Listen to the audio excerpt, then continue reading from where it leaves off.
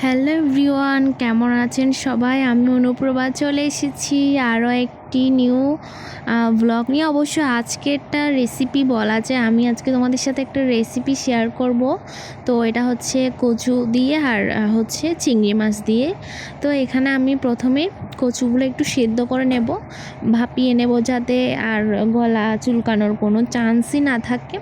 অবশ্য এগুলো কিন্তু ভালোভাবে কেটে ধুয়ে পরিষ্কার করেছি। তারপর হচ্ছে এখন রান্নার জন্য এসেছি, তো ভাবলাম একটু ভালো করে সিদ্ধ করে নিই, তাহলে হলুদ দিয়ে তাহলে হয়তো আর গলা চুলকানোর কোনো চান্সই থাকবে না।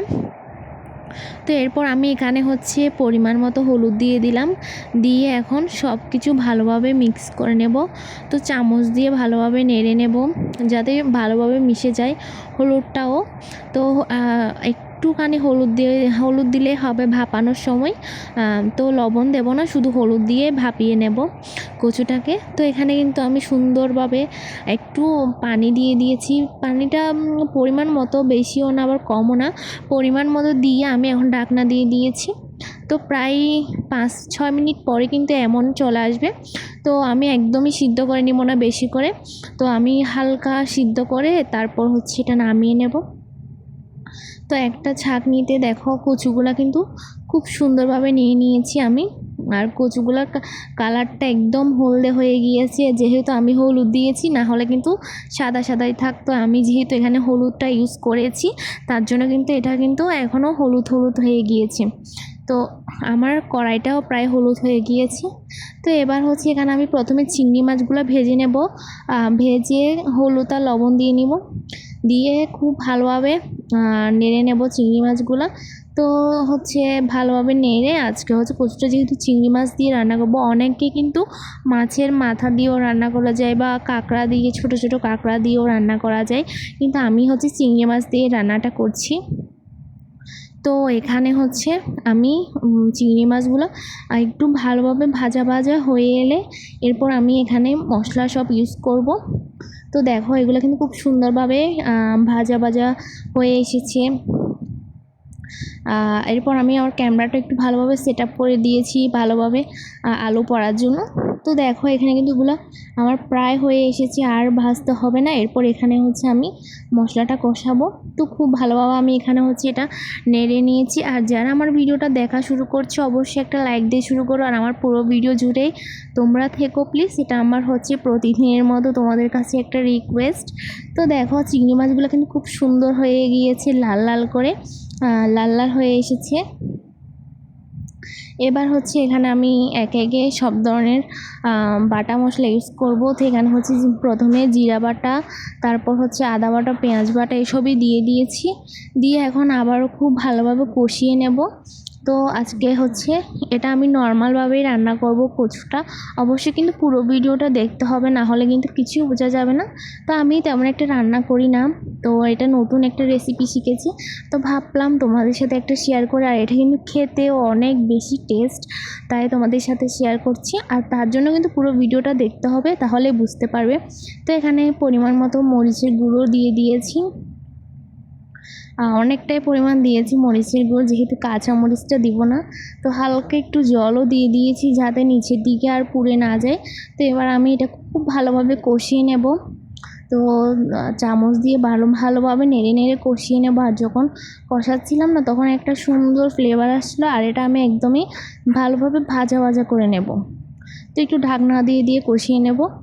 তো দেখো ফাইনালি কিন্তু এটা ভালোভাবে আমার কষানো কমপ্লিট, একদমই ভালোভাবে ভাজা ভাজা হয়ে এসেছে, তাই না বলো মরিচের কালারটা। তো এবার আমি এখানে হচ্ছে কচুগুলো দিয়ে দেব, দিয়ে খুব ভালোভাবে নেড়ে নেব। আর কিছু কচু একদম কালচে হয়ে গিয়েছে। তো যাই হোক, এখন কিন্তু আমি ভালোভাবে নেড়ে নিচ্ছি, একদম যাতে সব কিছু মিশে যায় খুব ভালোভাবে। তো আমি চামচ দিয়ে বারবার নেড়ে নিচ্ছি, আর একদম চুলার আঁচটা আমি কিন্তু লো করে দিয়েছি যাতে নিচের দিকে পুড়ে না যায়, তার জন্য। আর হচ্ছে আমি কচুগুলো একটু কষানো হলে তারপরে কিন্তু পানিটা দিব। তো হচ্ছে মশলার সাথে কচুগুলো সব আমি ভালোভাবে মিশিয়ে নিয়েছি খুব সুন্দরভাবে। তো এবার হচ্ছে এখানে আমি পরিমাণ মতো জলটা ইউজ করেছি।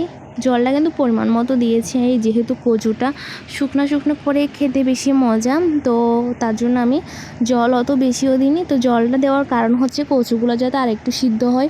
অবশ্য আমি ভাপানোর সময় কচুগুলো কিন্তু প্রায় সিদ্ধ হয়ে এসেছিলো, আর এটা হচ্ছে নরম কচু যেহেতু। তো এখন দেখো খুব সুন্দরভাবে কিন্তু সিদ্ধ হয়ে এসেছে প্রায়। তো কালারটাও কিন্তু অনেক বেশি সুন্দর এসেছে। তো এটা দেখো আমি ভালোভাবে নেড়ে নেড়ে দিচ্ছিলাম। আর হচ্ছে চুলার ভাপে তো একদমই খুব সুন্দর হয়েছে কিন্তু। তো এখনও কিন্তু আমার কিন্তু এখানেই কিন্তু রান্নাটা শেষ হয়নি। এবার কিন্তু দেখো কচুগুলো কিন্তু একদমই শুকনা শুকনা হয়ে এলে তারপরেই হচ্ছে আমি কচুগুলো তেলে দেব। তো এখানে প্রথমে আমি একটা কড়াইয়ে 5 ফোড়ন দিয়ে দিয়েছি, তারপর হচ্ছে 5 ফোড়ন দিয়ে এরপর আমি এখানে দিয়ে দিয়েছি 2টো তেজপাতাগুলো দিয়ে ভালোভাবে একটু নেড়ে ছেড়ে ভাজা ভাজা করে নেব। তো 5 ফোড়নগুলো কিন্তু অলরেডি ভাজা ভাজা হয়ে এসেছে, তোমরা অবশ্যই দেখতে পাচ্ছ। তো এখানে কিন্তু এবার হচ্ছে আমি কচুগুলো দিয়ে দেব তেলের উপর ছেড়ে দেব। আর যেহেতু 5 ফোড়ন আর তেজপাতা দিয়ে কিন্তু আমি এখানে রান্নাটা করছি। তো এখানে দেখো পরিমাণ ভাবে আমি সুন্দরভাবে কিন্তু কচুগুলো দিয়ে দিয়েছি সব। আর এটা কিন্তু যখন দিচ্ছিলাম তখন খুব সুন্দর একটা ফ্লেভার এসেছিলো, আর 5 ফোড়নের ঘ্রাণটা তো খুবই সুন্দর। তো আমি এখানে সব কচু আমি এখানে দিয়ে দিয়েছি সুন্দরভাবে। তো দিয়ে এখন হচ্ছে আমি এটা হচ্ছে খুব ভালোভাবে এখন নেড়ে নেব। তো হচ্ছে এটাই হচ্ছে আমার আজকে কচু রান্নার রেসিপি। তো তোমাদের কাছে কেমন লেগেছে? আজকে ফার্স্ট টাইমই মনে হয় আমি তোমাদের সাথে এটা শেয়ার করেছি। আর এটা কিন্তু আমি আগে রান্না করতে পারতাম না, এখন কিন্তু শিখেছি নতুন নতুন। তো এটা আরও ভিন্নভাবে রান্না করা যায় বা ভর্তা করা যায়। তো তোমাদের সাথে আবারও শেয়ার করব কোনো এক সময়। তো এটা কিন্তু আজকে খেতেও বেশ ভালো হয়েছে, মজা হয়েছিল অনেক। তো আমার আজকের ভিডিওটা কিন্তু এখানে শেষ করব। আর আমার কচুর রেসিপি যদি তোমাদের কাছে ভালো লাগে অবশ্যই কিন্তু জানাবে। আর যারা যারা আমার সাথে আছে এখনও, তোমাদেরকে অনেক অনেক অনেক বেশি ধন্যবাদ। তো সবাই ভালো থেকো, দেখা হবে নেক্সট কোনো ব্লগে। টাটা বাই বাই, সবাই ভালো থেকো।